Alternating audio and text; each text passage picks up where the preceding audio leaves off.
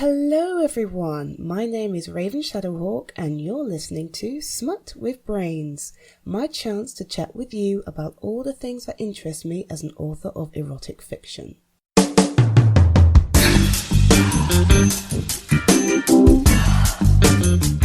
Please be aware this podcast will often contain sexual content, some of it explicit, and that I occasionally swear. Okay, I swear a lot, what can you do?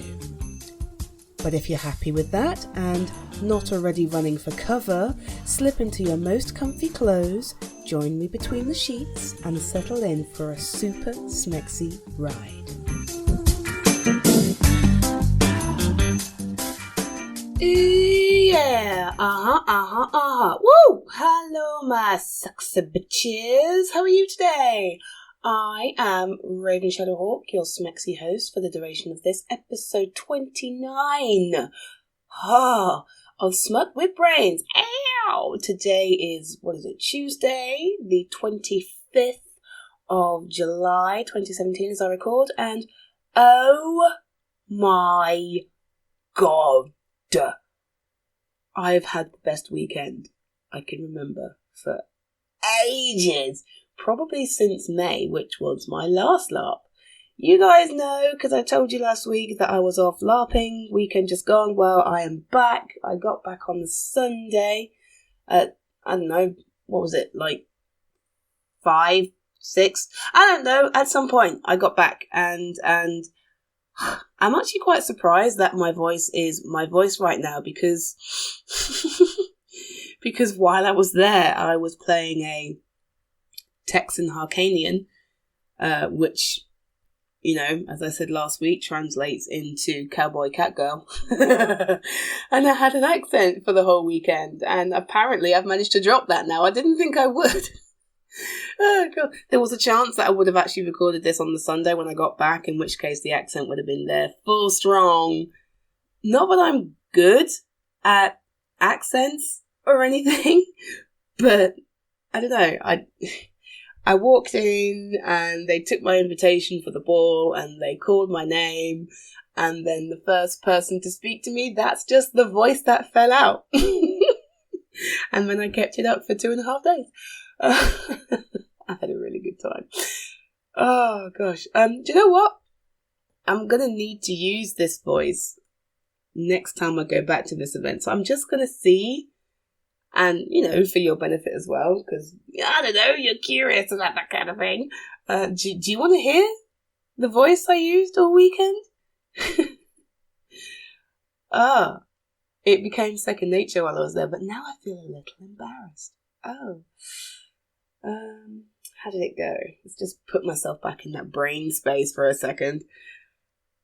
It's difficult because I haven't got the makeup on. Right. Oh, yeah, there we go. I'm there. Okay. So, I played they're called Harcanian, which is an alien race. Don't come from Earth, captured by the Martians and then dropped off during the Martian War. But their features tend to lean somewhat towards that of a cat. So, I had a strappy tail and little strappy ears and a little pointed nose. When I first got to the event, I had a mask that I'd painted up to look somewhat like a tiger. It's quite nice, actually. I really liked it. But the weather was so bad, it was very, very wet and quite cold as well. So even though I made it through the first part of the event with my face on, I wasn't able to wear it the next day. My spirit gum just wouldn't hold that damn mask to my face. So I gave up and switched to makeup instead. But I did keep this voice. And I don't know how real it sounds to anybody from the area, or even if it's horribly insulting or what, but it worked for the character very, very well. And it was easy for me to keep it up for the Friday, the Saturday, and the Sunday. So this is what my character sounded like. And I'm never doing that again on there.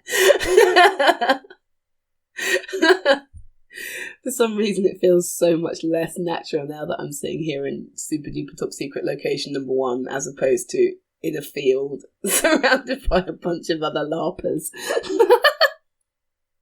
It's also the first time I've ever done a character with any sort of voice that wasn't mine. So that was a bit terrifying. Okay, let me set the scene for you a little bit. I'm only going to talk about this a little bit, guys, because if you don't care about LARP, this will be boring as hell. But if you do care, it will be interesting for you. Let's see. I suppose it would have been around 1804? 1814, somewhere around that point. Earth is attacked by Martians. Bam. Pretty much apocalypse. Okay, so history as we know it here in 2017 has just not happened the way it has. We got attacked by Martians and pretty much the entire population of the world went. Those who didn't fought back. The Martians attacked again a few years later, and the Earth is still reeling. There are lots of areas of the world now that are just uninhabitable by humans because it's just filled with noxious gases and plants that will eat your face, and the regions of the world as we know them are just not the way they are. So the primary American force, for instance, like the population of America is now in the south, hence the accent. The Brits, they are pretty much governed by their navy now, and Queen Victoria fled England and ended up in Australia. So traditional English steampunky type characters, oh, that's my phone, that you'd expect in England are actually in Australia now. The Russians are badass and powerful, but I suppose that's always been the case. Prussians, very, very... I don't actually know much about the Prussians, actually, or the Arctic Concord, except for the fact that they were in the Arctic and now they're not. So, yeah, there's all that going on. And it's, I think we were in 1872 or 1873, something like that, and we're playing out our roles in that time frame. So, obviously, no cars, no mobile phones, no internet, no all that fun stuff, la la la la la la la. But you have got weapons with Martian technology, because after the Second War, when they came and tried to kill us all, we stole a bunch of their tech and started to reverse engineer it. So we've got heat rays and ether guns and Gauss guns and things that will blow the ever-loving shit out of you. It's like, this is so much fun. It was really, really, really good. Oh my god. And it's such a small LARP as well. I've talked to you guys before about Hero Fest because I went in May. It's not the largest. The largest LARP I've been to is Empire, and that's a good 2,000 people. Hero Fest used to sit around the 300 mark, and I think the last one in May was about 150.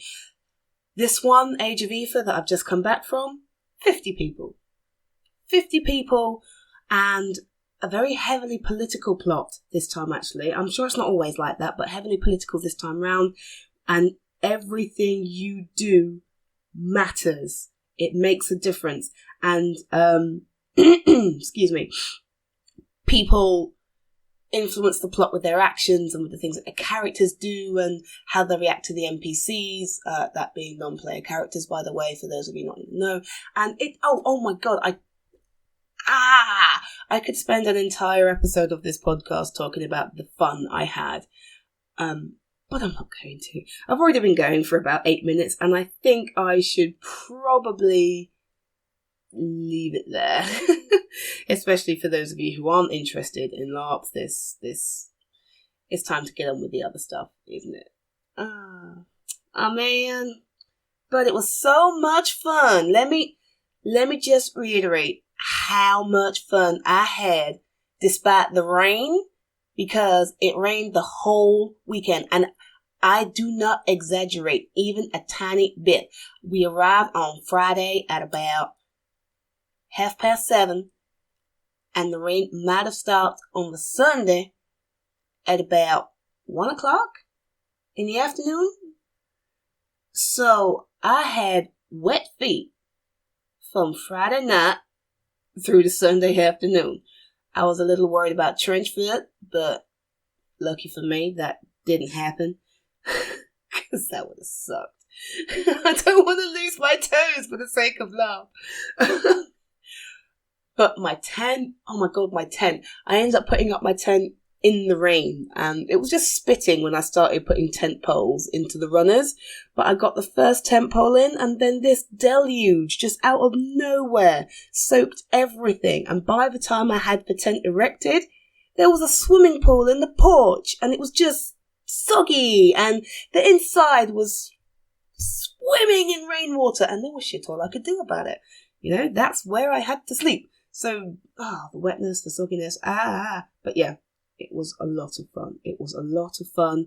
And if you want to hear more about it, let me know. I suppose I could do a separate little, 15-minute chatter about the event and what it was like and what I expect going forward, but I don't want to fill this podcast with it, because that's not fair. Whew, okay, let's move on. Let's see what else we got. Let's go. Mark it on the calendar. Tick it off the list. Work complete. Yeah, that's sweet. Here's my to-do list. You get the gist.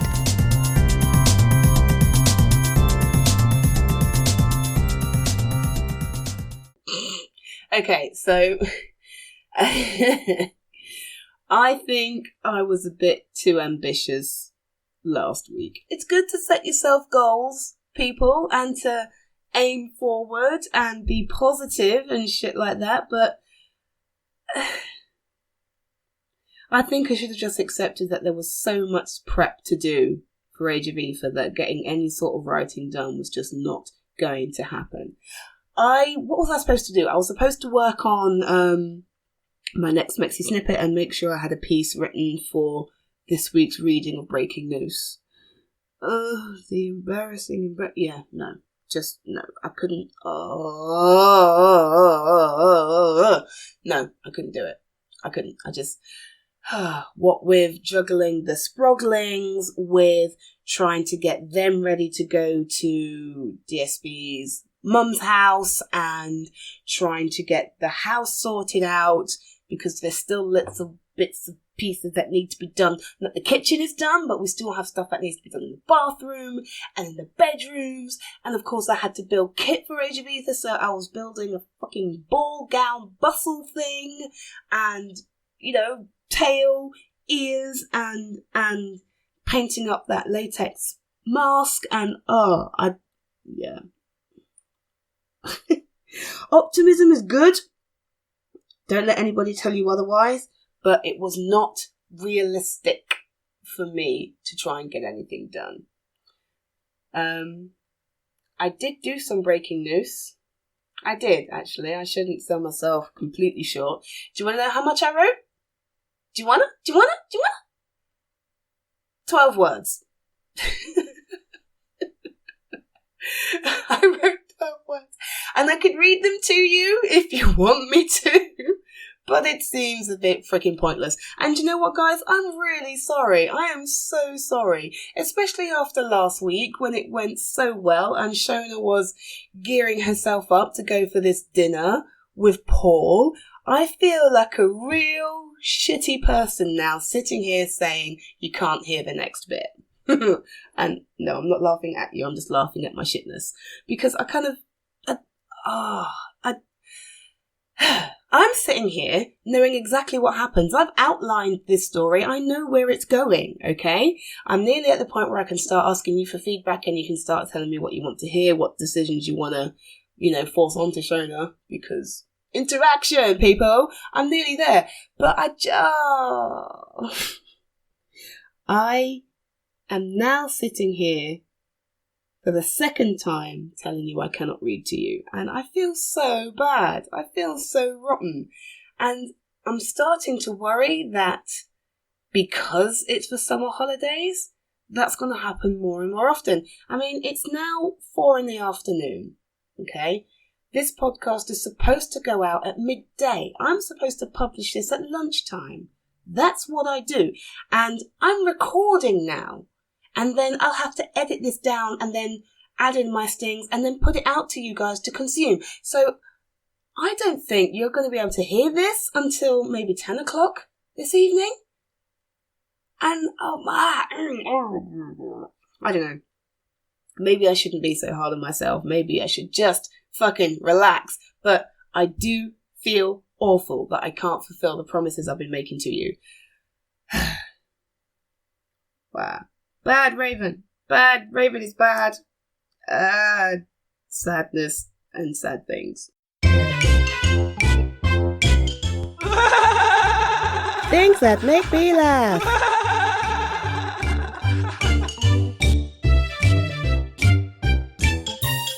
Yeah, sadness and sad things. Nobody likes that. So instead, let's do things that make me laugh. And hopefully it'll cheer me up, it'll cheer you up, and remind me what I'm doing and why. Okay. Do you know what, guys? If I slip into Katarina's accent... Oh, I didn't even tell you her name, did I? Her name is Katarina Johnson.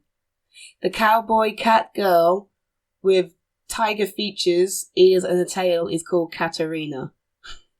That's how pressed for time I was. I got the Facebook messages and the emails from Mark going, I at least need your character name so I can start putting together your character sheet. And I was like, I don't know. Katarina, take it. So yeah, my cowboy cat girl is called Katarina. Oh my goodness. Anyway, point being, if I end up sliding into her voice and her accent during this, I apologise so much.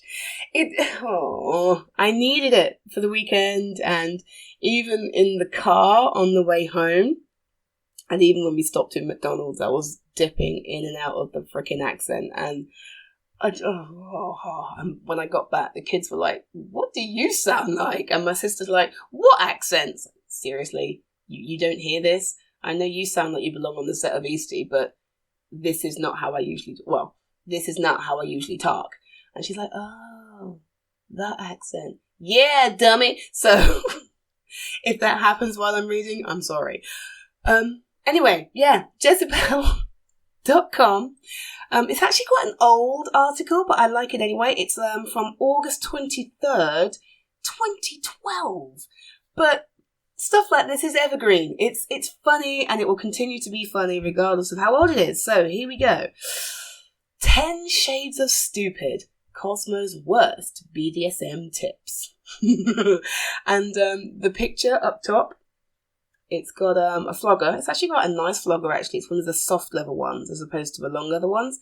But it also has a tub of peanut butter with a spoon in and 5 pennies. I'm not too hot on US currency, but I'm fairly certain those are pennies there. And I'm just like, you must be joking. And then there's a tagline on the picture that says, you must be joking. I'm like, yeah, you must be bloody joking. But given that this is from 2012, it's right at the height of the of the 50 Shades hype. So I'm unsurprised to see an article like this. But there you go. Written by, let's see, Ben Reininger, 10 Shades of Stupid, Cosmo's worst BDSM tips. You ready for this, guys? Here we go! I knew this was coming when the cashier in Barnes & Noble saw me looking at 50 Shades of Grey and stage whispered, I bought that for my mum, and now I'm just terrified I'm going to go home and find my dad in a cage, bleeding or dead. BDSM is like soccer and socialised medicine. Fascinating, but hard for a lot of Americans to understand. Cosmo is trying to help with the August issue, which features a twist on their usual bouquet of sex tips. This time, all their tips are inspired by 50 Shades of Grey. Now this is the part that will upset me, actually. Now, say what you will about Grey, but it is about BDSM. No, it fucking isn't! Deep breath, Raven. It cannot and must not be forgiven for introducing millions of Americans to lines like, my inner goddess is doing the merengue with some salsa moves. I remember that one. Oh my god! But there's some pretty kinky shit in there. No, there isn't! Calm down, Raven. Calm down. And it's nice to see a national women's magazine with a feature purportedly dedicated to BDSM. But I've got to tell you, Cosmo's BDSM tips make 50 Shades of Grey look like the story of O. Not fucking possible. At least the story of... Don't go there, Raven. Just read the article. Just read the article. Stop. Things that make me laugh. Remember, it's supposed to be funny. Okay. Number 1. Graze your teeth over his index finger. It is the fleshiest and can handle the pressure while he's taking you from behind. It's the fleshiest and can handle the pressure. Sounds like something screamed at me from the top of a dry well in a Midwestern basement. I agree. Number 2. During sex, stick your finger in his mouth and order him to suck it. How very dominant. Here's another. Lie limply on your back and order him to have gentle sex with you while staring into your eyes. Yeah. Number 3. Use your bra to bind his hands behind his back, then cover your nipples in yummy toppings and command him to lick them off. First off, this is cheating. This tip is in literally every issue. They just kinked up the verbiage a little. Secondly, he might actually find this humiliating, less in a sexy sense and more in a there's a nipple worth and more in a there's a nipple's worth of peanut butter in my nose sense. So that's what the peanut butter in the picture was for. Does peanut butter count as a yummy topping though? I don't know. I like peanut butter, but there's the argument over crunchy and smooth, and I just don't want to go there. Number 4. Really? Number 4. Press a fork firmly, but don't break the skin or anything, into different parts of his body. His butt cheeks, his pecs, his thighs. My God. This was clearly written at lunchtime after a morning spent rummaging around the office for kinkspiration. Rejected options? Hold a blueberry muffin in your fist and punch him in the mouth. Pretend to be a naughty piece of printer paper and tell him to staple you. Act like a PDF and order him to fax me hard. Make all relevant noises. Incidentally, if the women who read Cosmo need to be cautioned against stabbing someone with a fork hard enough to break the skin, then their partners are going to need more than a safe word. Number 5. Tie his silky tie loosely around his penis, then roll it up and down for a silky handjob. I guess this one counts as BDSM, if you get off on watching chicks destroy your formal wear. It should be noted, though, that this sex act is approved by neither Brooks brother. Dangerous. There's a joke I'm missing there because I have no idea who the Brooks brothers are. I'm going to have to look that up later. Number 6. Really? Use the back of a brush to swat his thighs when he steps out of the shower. Wet skin is more sensitive. To increase the arousing nature of this kinky surprise, I'd suggest you get up early before he's awake, hide behind the toilet with a towel over your head, clutching the brush with both hands, and give a little war whoop when you start swatting. That ought to really blow his mind. This guy's really sarcastic, it's beautiful. Number 7. As you're riding him, clamp down on his earlobes with your fingers and pull on them to rock yourself forwards and backwards. Okay. Pro tip. Oh, really? If you're new to this game, stick with the sturdy body parts. Yeah, like butts and chests. And be a little more delicate if you're going for the ears, eyes, or testicles. That stuff's not off limits, in theory, but given that you may already be holding a fork in this scenario, it seems wise to err on the side of caution. I'd say so. Number 8. Quiz him. Really? Quiz him. What's your favourite flower, movie, etc.? And if he gets it right, he's earned 10 seconds of oral. Wrong, and you drizzle candle wax, use a massage candle that won't burn, on his chest. Yikes. At first glance, this sounds fun. A little power play and some of that gold standard of the bodice ripper. Candle wax. At second glance, it starts to seem a little less fun. You're now actively punishing your partner for his inability to memorize your favourite flower. And that's a little less transgressive and a little more regressive. Slave, do you ever listen to me? Number 9. Out at dinner, massage him over his pants. Stop when he becomes hard. You want him to squirm throughout the meal like a 2-year-old who needs to pee. No, stop. Cut it out. Restaurants are places full of people working and eating who have not consented to be part of your sex games. And yes, everyone can see. Oh, and conflating over-the-pants stealth handies with the image of a 2-year-old who needs to pee is just ew. I agree. Number 10. Put a bunch of clean, in brackets by the way, clean, with an exclamation mark, loose change in the freezer for an hour. Tell him to slick your vulva with warming lube, then cover it with coins. Outside only. More brackets and exclamation mark. Oh my god. The cold against the warm, incredible. Christ. I've been bouncing this one around in my head for a couple of days, and I think I have to give respect where it's due. What? The level of the level of specificity coupled with the dirty Martha Stewart intensity of actually washing coins, at least an hour before sex, is just sublime. They're really swinging for the fences here. Now, will it actually be pleasurable? I don't know. Who wants to slather up their vulva with warming lube and dot it with frozen coins and get back to me? Oh my god. And then he rounds up the article by saying, want even more BDSM tips from Cosmo? Head as fast as your master allows over to Nerve for more Cosmo gems.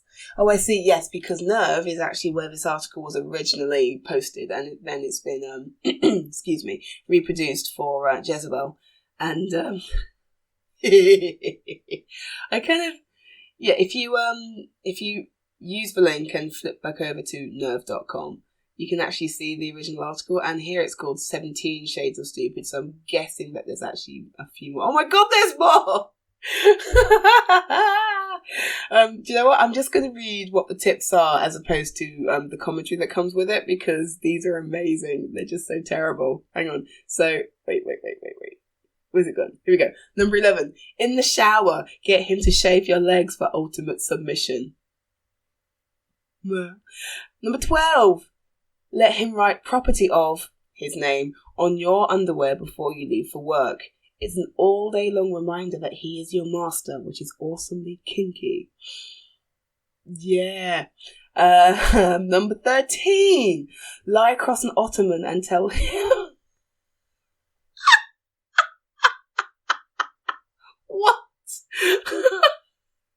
Lie across an ottoman and tell him, Professor Wankerton, I've been bad and need a spanking.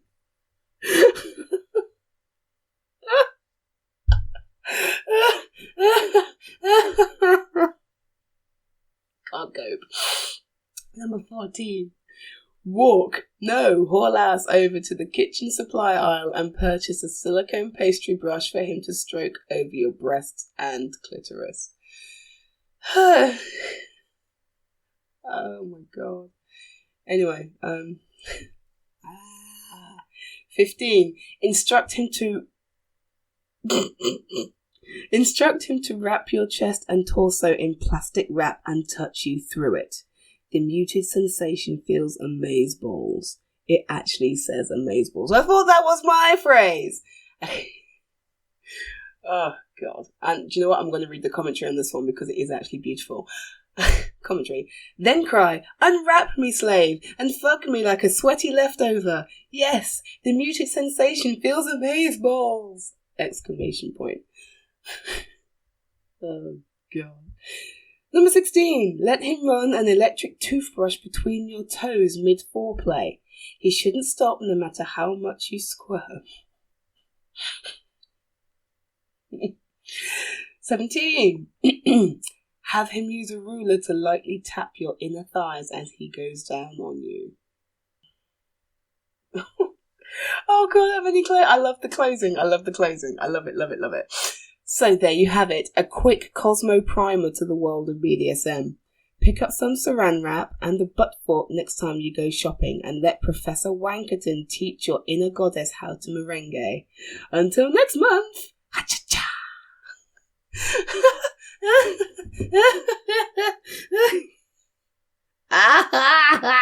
Right, okay, guys, I'm not gonna say, you know, I cannot say that I know everything there is to know about BDSM, okay? I can't do that because it's a freaking lie. However, there is stuff that I do know, and I'm like, what?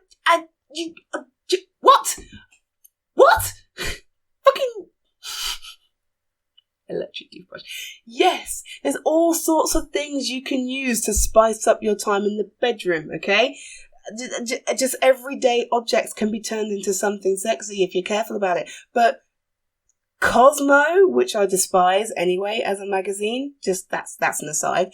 Cosmo has, I don't even know, it's like they've kind of just decided what's the most ridiculous thing we can tell people to do, and then how can we take the edge off that slightly by trying to make it sexy? What? What? Anyway, there you go. A things that make me laugh feature that actually did make me laugh rather than get furiously angry. Oh, God.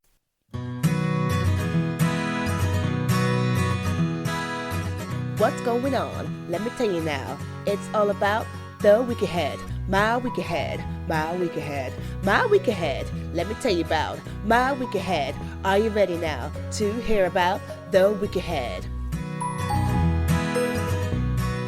Okay. Yeah, I'm still recovering from that bloody article. The week ahead should be quite simple. I'm going to keep setting goals just because I think it's important to have a direction, okay? Even if I don't manage to complete everything I want to do, giving myself a direction means that when I have the time to be working, I'm not faffing around going, yeah, what do I do next? Which I don't want to do, okay? So, the week ahead.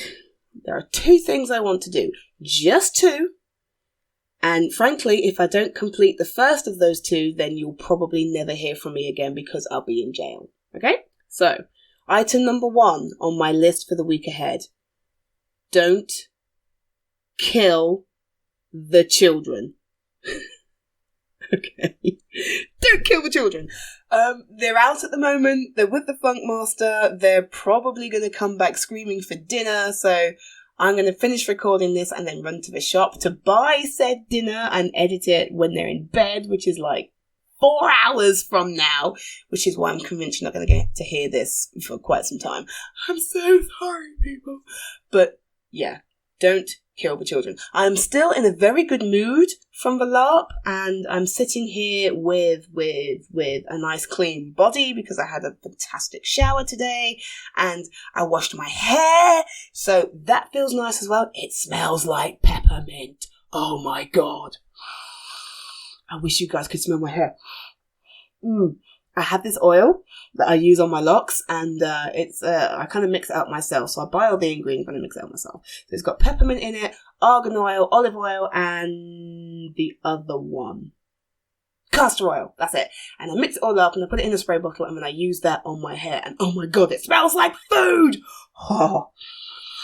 You can always tell if I've done my hair because the Funk Master will sneak up on me and then he'll sniff me. You know those silly things that couples do when they've been together for years and you're just completely comfortable with each other? With me, I fart in bed and that's fine. For him, he'll sneak up behind me and go right at the back of my head. It's so creepy. It's like, stop sniffing my hair! But he really likes the smell of my hair, especially when I've just washed it. So I'm pretty much going to spend the rest of today dodging him so he can't do that creepy sniffing thing in my ear. Oh God, yep, I got distracted again. So the other thing on my list for today is the next chapter of Breaking News. Like I said, I know where the story's going. You know, I've outlined it. I know what's happening to Shona, and I'm so keen to share it with you. I really, really am. So I've got to get her into this restaurant and sitting down with Paul, and you're going to enjoy it so much. It's going to be lush.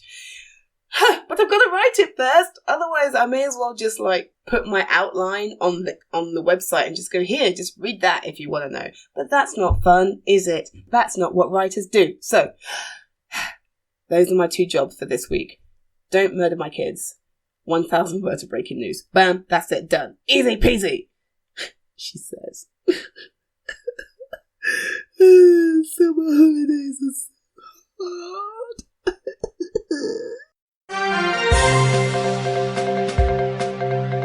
Yes, folks, it's Q&A time. You ask the questions and I'll give the answers. And I will never, ever lie.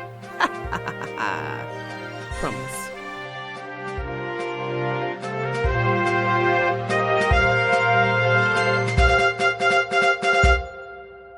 Q&A, it's the Q&A. Okay, this should be... 3 questions today, okay. 1, 2, 3. Okay, guys. As usual, I will remind you that if you have questions for me or anything that you want me to talk about specifically, there is the comment stream in YouTube where I do try to respond to every comment I get. If you end up in my junk folder, by the way, I am sorry, but I don't always find you in time to respond. So if you sent me something there and I don't respond to it, then you can use Twitter at IleandraXRaven. You can even use email. info@ravenshadowhawk.co.uk. Ask me questions, tell me things, discuss what you'd like me to chat about, or just tell me how your day has been. I love all that stuff, okay? But Q&A for now. Let's see, what do we have? Question number 1, do you game? Yes, I do. Next. No, don't be a dick, Raven. Do I game? Yes, I do. You know I'm obsessed with Pokemon Go. Oh my fucking god. I haven't told you about this yet, have I? No. It's the 1-year anniversary of Pokemon, like the weekend just gone, and there was this big event in Chicago, which is where Niantic Labs is based. They called it Pokemon Go Fest, and they basically took over a park for the whole day, and tickets were like $20 just to get into the park, and then within the grounds of the park they had special gyms and special spawns, and based on what people did while they were there at the event, it unlocked all sorts of other things for people globally, including legendary Pokemon. If you don't know anything about Pokemon, the game or the show, don't worry about it. But legendary Pokemon is a big fucking deal. Problem is, right, on the Saturday in Chicago, nothing worked. Nothing fucking worked. Nobody could get into the game. Nobody could use their data. Every time someone did get into the game, it crashed out. No one could use gyms. No one could catch any Pokemon. Basically, the entire event was a bust, to the point that Niantic is refunding everybody their money, and they are giving all the people who were registered to attend the event $100 worth of in-game currency. That's how bad it got. Now, I was quite desperate to go. Tickets sold out in something stupid like 6 minutes. And I'm poor, so there's no way I could just fly to Chicago for a weekend. But there are people who flew into the country, like into America, to get to Chicago for this event, and they couldn't do anything. So I just... And there was an event in this country. It was in Chester, okay? I don't know if it was sponsored by Niantic Labs or if it was a closer English heritage thing, but they linked a bunch of Pokestops up to English heritage sites, and there was lots of stuff going on in Chester to tie in with the event in Chicago. I couldn't go to that because I was in a field being Katarina Johnson. But yeah, I missed all of that. And when I got back to Luton and then here to Leicester, 2 of the 5 legendary Pokemon from the trailer are now available to catch if you can get to a gym to raid and fight them. And then, of course, you've got to catch the bastards, which is hard, okay? But because I've, 1, not been home And with my normal cluster of players, I've not been able to tackle any gyms. 2, even if I was home, I'd have the kids with me and they aren't interested in this game anymore. They could give no shits. So unless I can dump them somewhere, I don't get to play. And 3, I've just been too busy to play this game. And it's so annoying because there's all sorts of other extra bits right now. Excuse me while I pang this fly. I missed, but it's gone. I hate bugs. So... Excuse me while I wreck my study. So yeah, there's extra stardust, there's extra candies on captures, there's increased spawns. In fact, I should probably have my phone on right now so I can catch some of these bastards. There's double XP. They've reduced the walking distances for a bunch of eggs. I'm like, I can't play. And it was supposed to finish like last night. No, this morning about 3 a.m, because that's like 5 p.m. Chicago time. But they extended it for another couple of days because the event was just such a disaster. So yes, I do game, mostly Pokemon Go. But because the game has been so irritating lately, I've actually shifted gears a little bit. DSB's mum bought us another Wii game a couple of weeks ago. It's an old one, Super Paper Mario. You may know it, you may not, but I've been playing that. It's so cute and so funny. I'm a Nintendo loyalist. I have been since I got my first console, which funnily enough was a SNES. And I don't have a great deal of interest in PlayStation or Xbox or any of that stuff. I love Nintendo. So Super Paper Mario is magical. It's a brilliant little game. It's an RPG, which is peculiar for Mario anyway, but it's a combi RPG and platform game, so I'm loving it.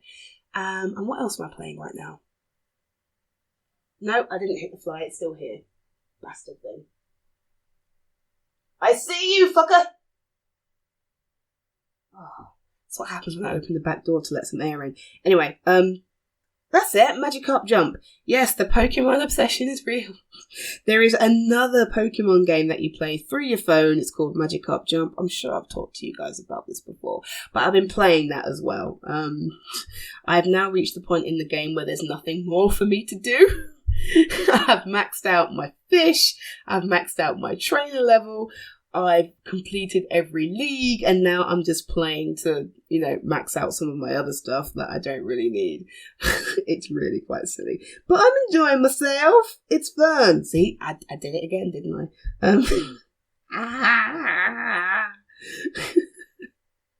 Yes, I do game. Those are the games I play. I used to play a lot of Sims as well, like The Sims.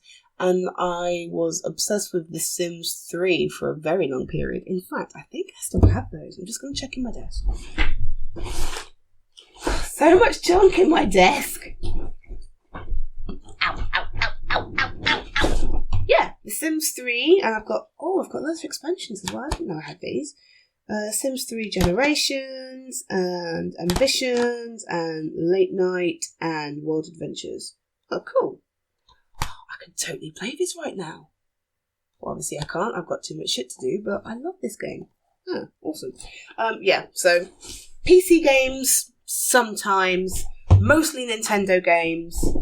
But at the moment it's all about Pokemon Go and Super Paper Mario. And I've also been playing, what's it called? Oh god, all I'm using is the code names now. Because the kids are 5, they can't read yet. So they have their own names for all of the games that we play.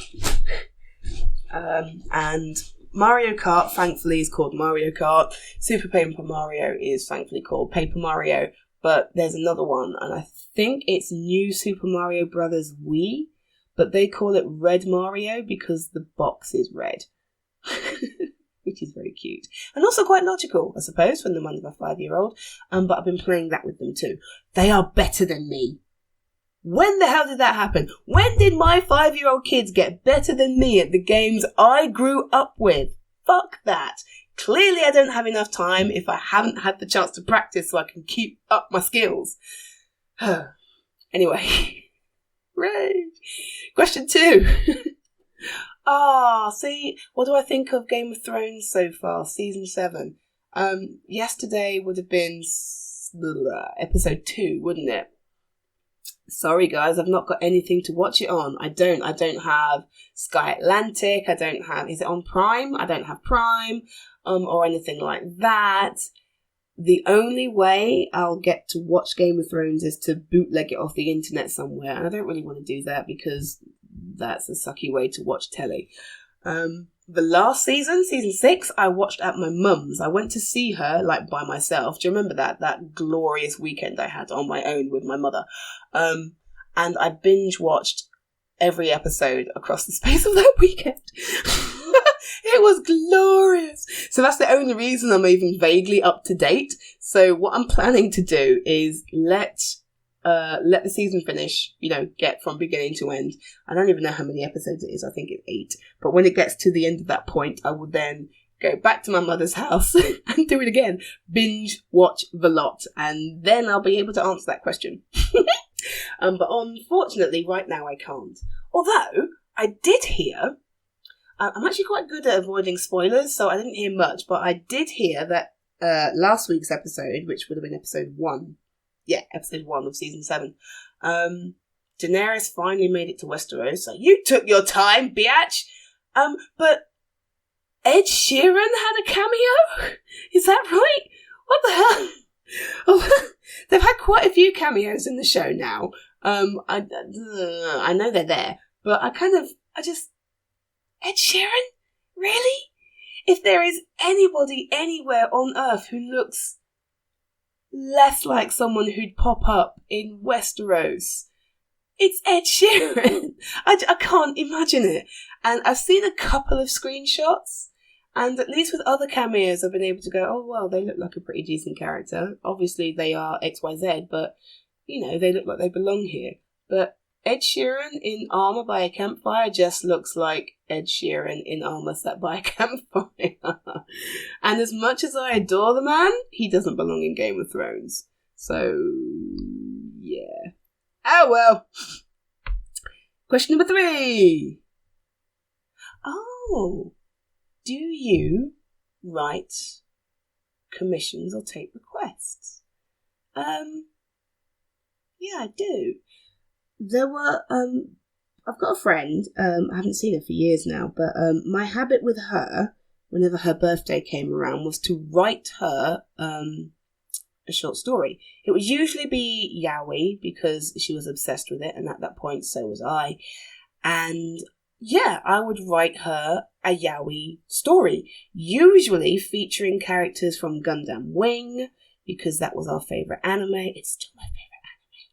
And, she'd get to pick the pairing. So my favourite pairing was 1-2, but I think hers was 4-3. No, not 4-3. 4-2? Sorry, these numbers refer to the characters. If you're unfamiliar with Gundam Wing, it's think Transformers, if you like, and they're called Gundams because they're made from Gundanium alloy. Big mechanical robots that people ride inside and they skip off to save the day. And the 5 main characters are the Gundam pilots who are trying to liberate the space colonies from the reach of the Earth sphere, which is what the Earth has become in AC 195. Yeah, after Colony 195, which is the year, and I think that's equivalent to something like 27 something like that. I don't know. It's distant future anyway. But these 5 Gundam pilots are kids, and their names correspond to a number in various languages. So there's Hiro, who is number 1, and Duo, who's obviously 2, and Troa, who's number 3, Katra, who's 4, and then Wufei, who was 5. And then there were other other characters as well. Zex, 6, and then Lieutenant Noin, who was 9, and Trey's Kushrinada, who was 12. General Un, there was another 1. I don't know why she was 1 as well as Hero, but never mind. And a couple of others. So if you're looking into Gundam Wing yaoi, you'd normally find it pegged with a pair of numbers or a trio of numbers to denote who was in it. My favourite pairing was 1-2, which was Hero and Duo. just because.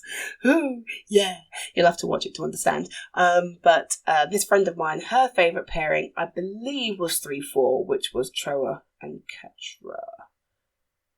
Yeah, it must have been. I can't remember. Anyway, I would write Yowie for her, and I would print it up, and I'd bind it, and I would present it to her with some of my sketches as well. And the deal was, I'd write that stuff for her.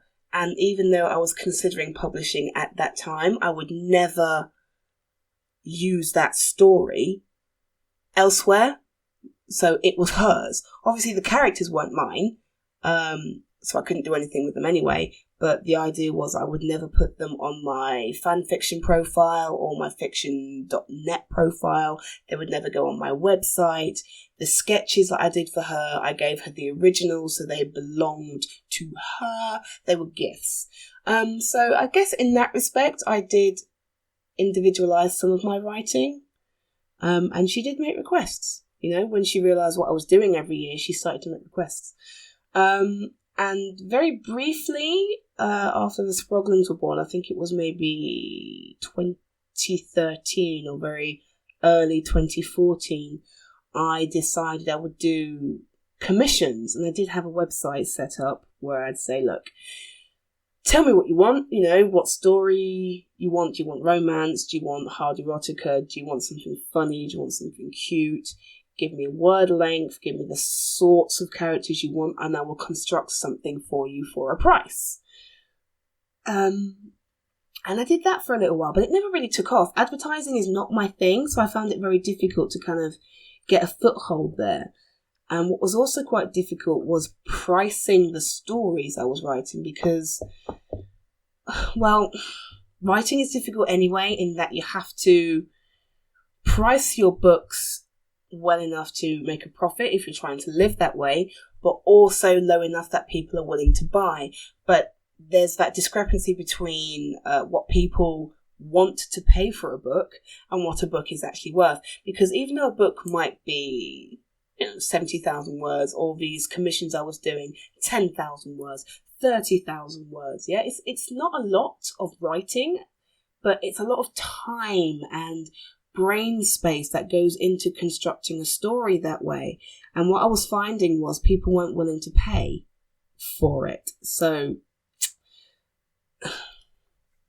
yeah, I did for a brief spell, and then I stopped doing it because it didn't make sense. Because I also wanted to make sure that when I wrote something for somebody, it was theirs. Obviously, copyright would belong to me, but the story was theirs. So I wouldn't use it anywhere else. You know, and that's another reason why the prices were, quote unquote, quite high. Because I'd write that story and then I couldn't do anything else with it.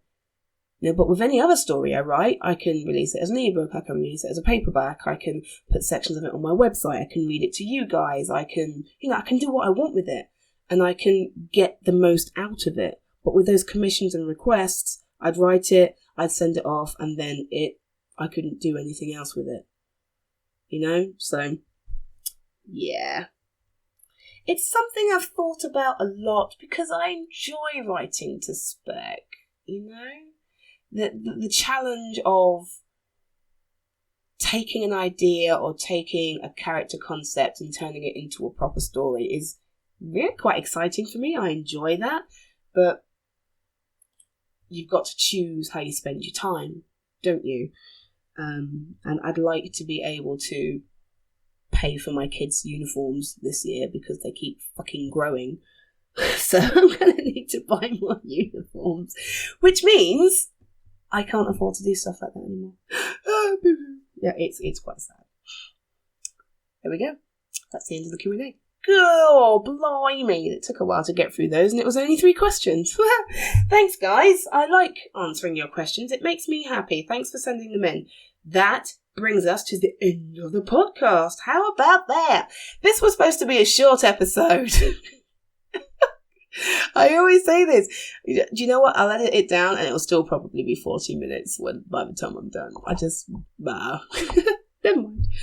Thank you, guys, for being with me today. It's lovely chatting with you, as it always is. I hope you've had a lot of fun listening to me ramble. I will be back next week hopefully on time, and hopefully with some more of breaking news to read to you. If I can't manage it this week, then we're going to have to come up with a different plan, because I do not want to keep disappointing you guys. It's not fair, and it makes me hate myself. So I will work on that. Meantime, have a lovely week. Don't let the weather fuck you up too much.